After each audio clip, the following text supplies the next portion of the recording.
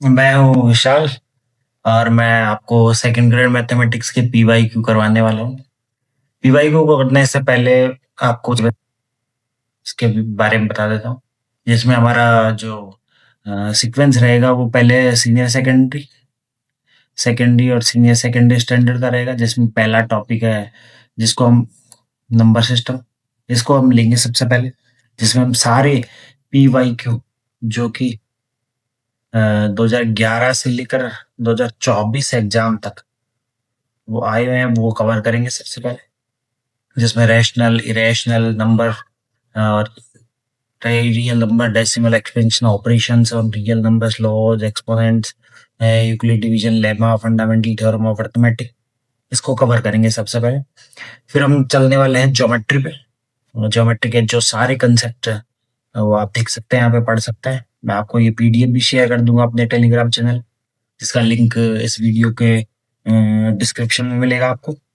उसके बाद मेंसुरेशन, जिसमें कि एरियाज, मेंसुरेशन में हम लोग एरियाज और सरफेस एरिया वॉल्यूम ये सब पढ़ेंगे।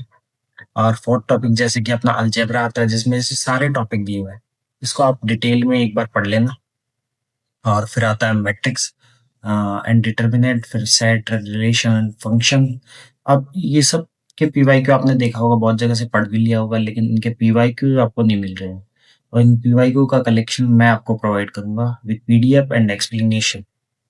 और ये ट्रिग्नोमेट्री 7 चैप्टर, इसमें आप देख सकते हो, इसमें degree and measures, trigonometric ratios, addition subtraction formula on angles, multiples, multiple and sub multiple angles, inverse trigonometric function, height distance, ये सारे टॉपिक्स हमारे सिलेबस में डिटेल दिए हैं। और इनको कवर करना, सारा सब कुछ कवर करना पॉसिबल नहीं है, लेकिन हम पीवाईक्यू तो कम से कम कर लेंगे, जिससे कि हमको मैक्सिमम आउटपुट मिले।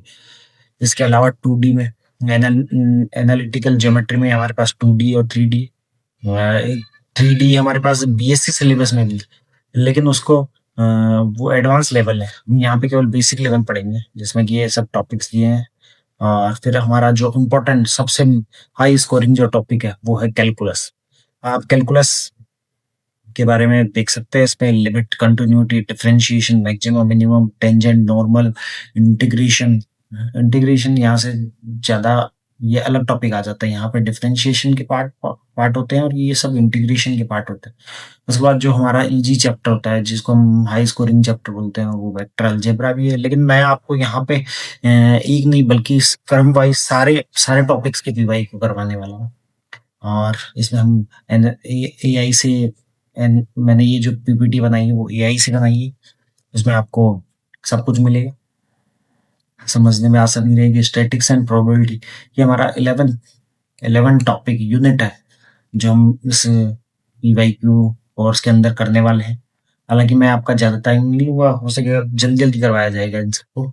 और ये सब देख सकते हैं आप, mean median mode, standard deviation, probability, event addition, multiplication theorem, conditional probability based theorem और बाइनोमियल डिस्ट्रीब्यूशन, ये भी टॉपिक इजी चैप्टर के अंदर आता है, जिसमें हम लोग मैक्सिमम मार्क्स गेन कर सकते हैं। उसके बाद हमारे जो अगला जो पोर्शन है वो समथिंग 80 टू 85 मार्क्स का पूछा गया पिछली बार। अब देख लो आप कितना वेटेज है ग्रेजुएशन में। लेकिन इसको हम, चलो ऐसा भी कर सकते हैं कि पहले आपका रिस्पॉन्स देखते हैं कि कैसा रहता है, फिर हम लोग इसको पैरेलली भी कर सकते हैं। आप चाहे तो आप जैसे कमेंट करके बता सकते हैं मेरे को। इसमें देखिए आप, हायर मैथमेटिक्स टॉपिक्स इसके अंदर क्या क्या दिए हैं आपने, abstract algebra, real analysis, complex analysis, advance calculus, differential equations, vector calculus, 3D geometry, statics and dynamics, linear programming और न्यूमेरिकल एनालिसिस। हम इसको एकदम सीरियल से कवर करेंगे इन टॉपिक्स को भी। आप चाहे तो मैं इनका वीडियो जो डेली अपलोड कर दूंगा, है ना, जो पीवाईक्यू कंप्लीटली पीवाईक्यू बेस्ड होगा। आप देखिए पीवाईक्यू का जो ट्रेंड है आपके, आप पढ़ तो रहे हो लेकिन आपको पता ही नहीं है कि एग्जाम में क्या आने वाला है। उसके लिए आप क्या कर सकते हैं, उसके अलावा आप पहले, सबसे पहले आप पीवाईक्यू देखिए, जो आपको मेरी वीडियोस के थ्रू मिल जाएंगे। इसके बाद हमारा जो टीचिंग मेथड का पार्ट वो भी आने वाला है।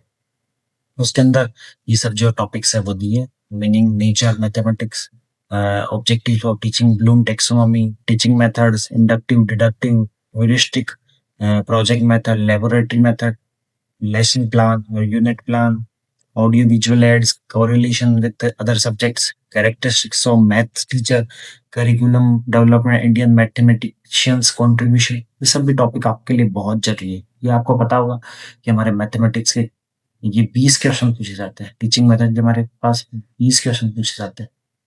अब ये भी छोड़ने नहीं है हालांकि, अब ये जो है इनके जो PYQ है मैं आपको एंड में करवाऊंगा। सबसे पहले हम लोग हमारा टारगेट क्या रहेगा, सबसे पहले क्या रहेगा हमारा टारगेट, अच्छा इसमें evaluation in mathematics unit test, diagnosis test, remedial teaching भी है। सबसे पहले हमारा जो टारगेट रहेगा वो रहेगा कि 10th और 12th के PYQ। इसके साथ ही हम आप बोलेंगे तो मैं पैरेलल भी इसको कंटिन्यू कर सकता हूँ। और हमारी ग्रेजुएशन ग्रेजुएशन वाला पार्ट, अब आप बताना क्या करना चाहिए अपने। इस वीडियो के कमेंट बॉक्स में आपका अपना कमेंट ड्रॉप कर सकते हो।